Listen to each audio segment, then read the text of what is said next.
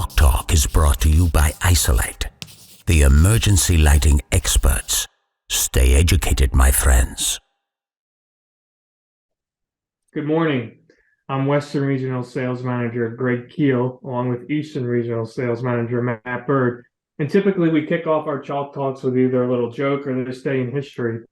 But in watching the news last night and the news this morning, I think it's appropriate to acknowledge kind of what's going on in our country and the world today. I'm not going to put anybody's political views on anyone, but obviously there's been a tragedy ongoing in Maine last night and this morning and a manhunt underway.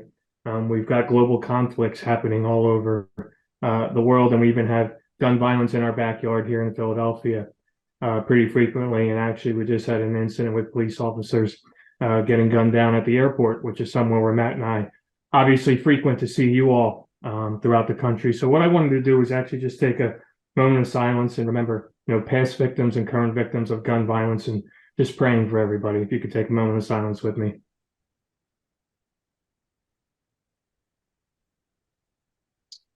All right, thank you. Now, for today's Chalk Talk, as always, our host is our Director of Product Development, Evan Ackman. Ben actually joined us recently, and he's going to be doing some Chalk Talks moving forward, did last month, but we have actually a new product announcement. Not necessarily a new product, but we've increased our capacity on our E3MINI, and we're excited to launch that. So without further ado, I'll hand it off to Evan. Evan, take it away. Yeah, thanks for that, Greg. And thank you all for joining us here this morning on a very nice day in Philadelphia, actually. As Greg said, we're going to talk about the E3MINI, but more than that, I really wanted to just do a little bit of background on sort of the benefits of all-in-one kind of like these small value series inverters, really in terms of how they really make everyone's life easy, all the way from the ordering process, specification process, all the way through to the installation. And we'll kind of talk about some of the limitations that are imposed by that simplicity. We'll then jump over and talk about the E3MINI family, particularly the line extension that we're announcing here today. And then we'll end with some support information, release information, timing, when you can expect to see these, when you can expect to get a little bit more information in your inbox related to the new product. And then at the end, we'll throw up our list of assets that are coming at you, and we'll have our raffle entries. So for those of you who paid attention in this month's Chalk Talk email, we are doing a raffle for attendees. So make sure that you have your phone at least nearby, or something that you can record that QR code so that you can go to the contest entry page. It's going to be a little Survey Monkey link. And so, as I said, we're going to start with the benefits of these smaller all-in-one type inverters. And if I had to sort of summarize it down to one word, for me, it's simplification. I think it simplifies the specification of these devices. It simplifies the ordering process, simplifies the installation, and there's a lot of benefits for the design community as well. And there's really a couple key features that allow for that simplification to be a reality. The first and foremost is the fact that you don't have to know the voltage of the system prior to installation. So it's 120 and 277 selectable at install time. It means you just have to know a lot less about the installation to specify the inverter. The fact that we have these multiple controlled outputs means that you don't really require any extra hardware. It's really a batteries included type solution. I like to call it like baby's first inverter. Everything you need is right there in the box. And so we have the ability to have not just that normally on output to drive your exit signs or sort of more traditional UL 924 ALCR type circuits, but that functionality to bring in normally off and controlled loads. We have 3 of those on our E3MINI. And so without any additional hardware, you get 3 independent zones of lighting, as well as that normally on circuit to drive those normally on loads like the exit signs. And then it might feel a little bit strange to have electrical specs in here when we're talking about simplification, like who cares? But in reality, for me, this is one of the most important, right? Like we are an emergency life safety company through and through. And so the goal is always for us to be able to sleep at night. We have to be confident that these things are going to jump into action the second that there's an emergency. And the electrical specs means that we have that confidence, and you guys can have that confidence too.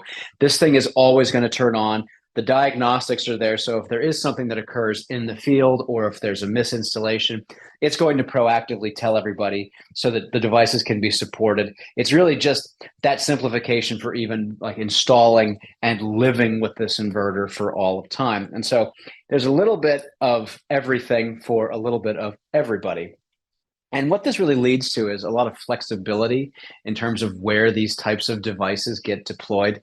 This is sort of a contrived example, but it kind of represents something that we see fairly regularly, at least in small installations.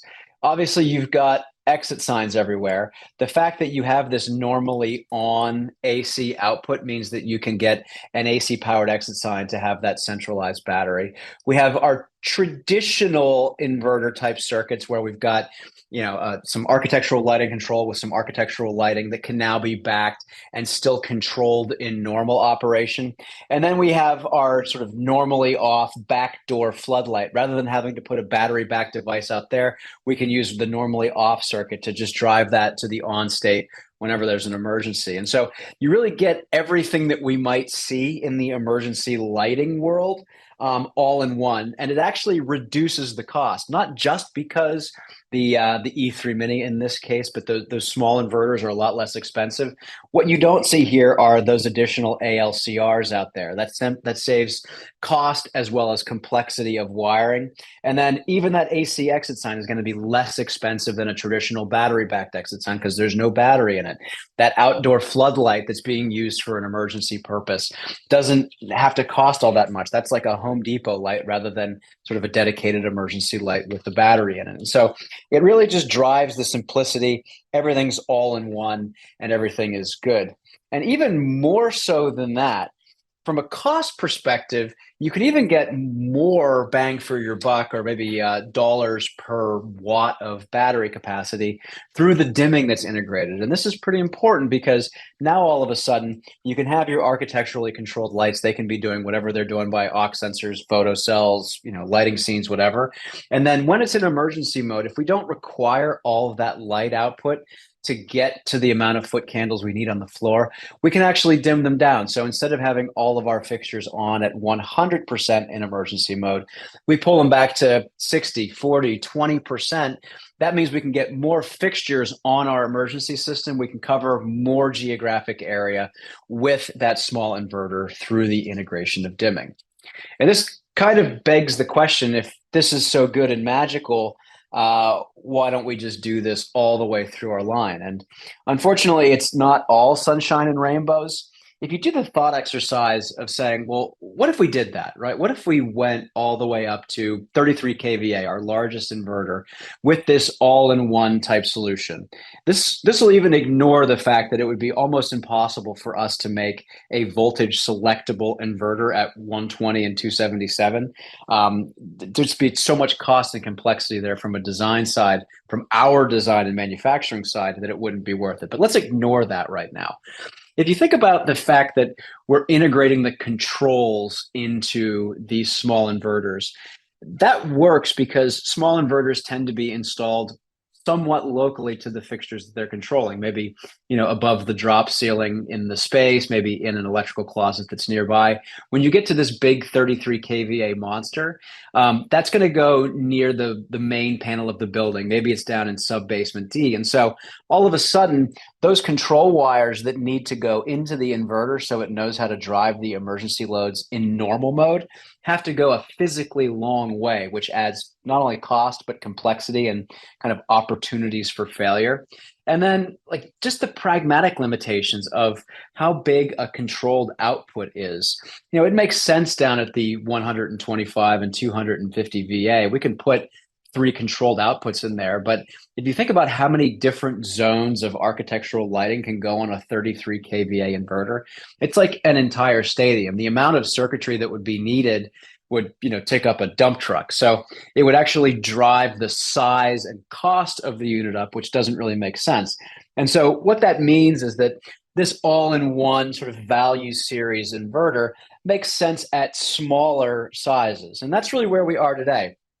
Our E3MINI has 125 and 250 VA variants, and it comes with all of those cool options and all that flexibility and simplicity that we've been talking about. It has that line voltage selectable at runtime. It has an overload rating such that you can overload the device in normal mode and then utilize the dimming to pull it back within the capacity of the batteries during an emergency. The 3+1 controlled outputs means you have 3 normally off or switched outputs, as well as that dedicated normally on output. It's got dimming, and even at the smallest size, we can ceiling grid mount this so that it can be even closer to the fixtures that it's controlling, which really just makes it a super flexible and easy to get installed inverter.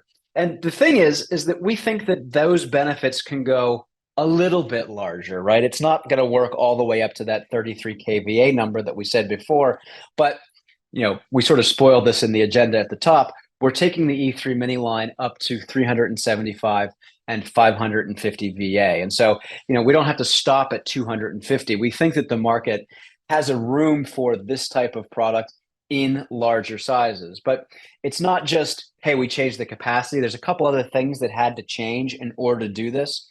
First and foremost, which is probably pretty obvious to everybody, it's physically larger. You can see it in the back there. So because we have more battery capacity, we created a new enclosure for it.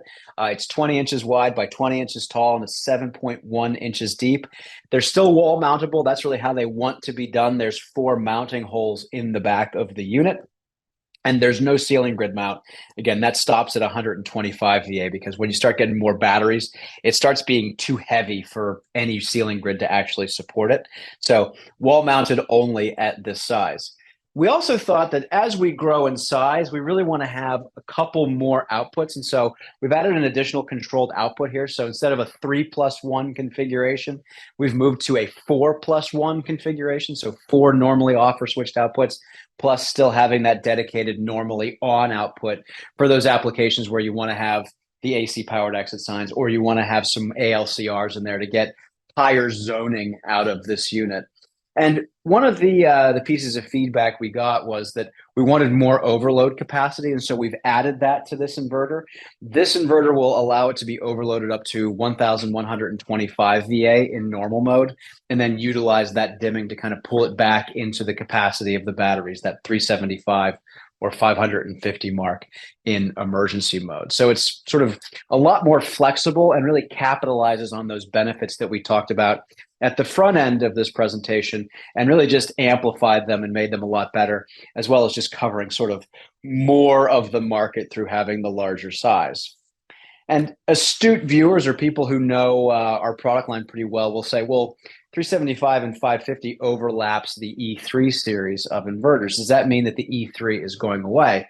And that is not what it means. The E3 is not going away. We recognize that there's a feature set difference. So even though we have all of that advanced diagnostics in the E3MINI series, it's still a self-diagnostic product. Someone still has to go and verify on a monthly basis that the test has been operated correctly.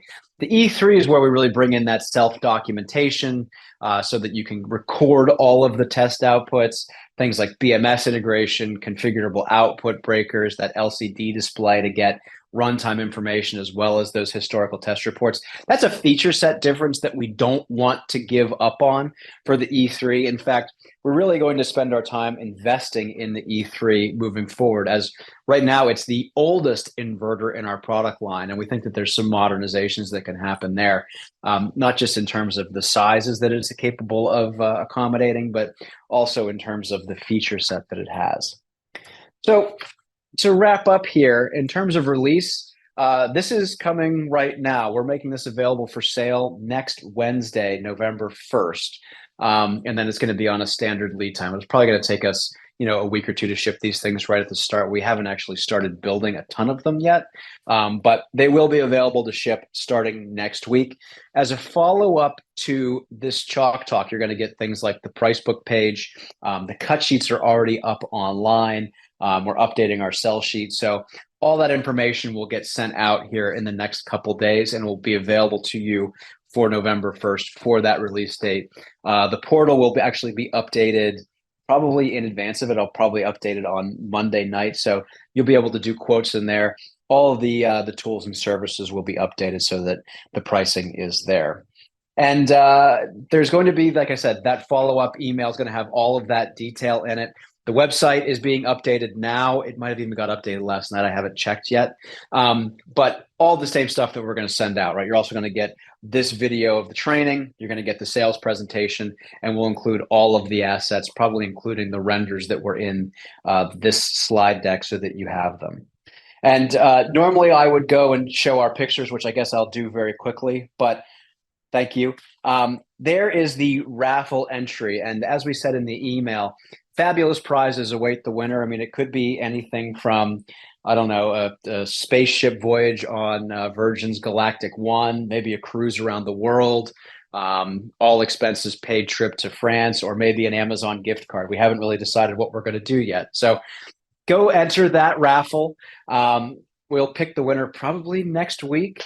If you guys have questions, please throw them in the chat or the Q&A now. Again, I'm Evan Ackman. Ben, Matt, and Greg are on the line. We certainly appreciate everything that you guys do for us. So if there's anything that we can do to support you, please don't hesitate to reach out. Please don't hesitate to let us know. And enjoy the World Series for our Arizona and Texas friends. We'll see you next month, and have a happy Halloween and happy Thanksgiving, because the next Chalk Talk is after Thanksgiving.